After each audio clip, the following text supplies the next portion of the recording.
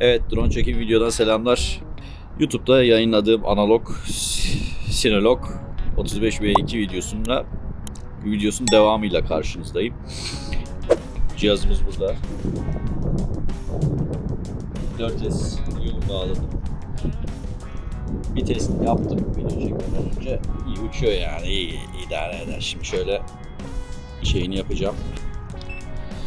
Gözlüğüm Goggles V1.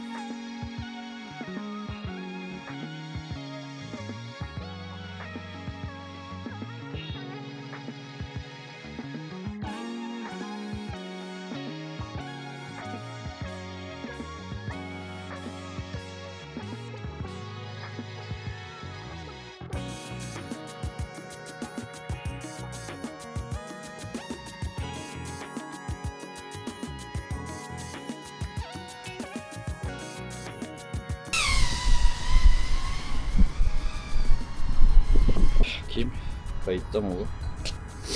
Evet, video çekerken uçuşu gördünüz zaten. Bir pervane patates olduğu için kartımıza zarar vermemek adına şunu pilini de çıkartalım. Zaten hava -1 derece. Çok da etkilemeyecektir ama neyse.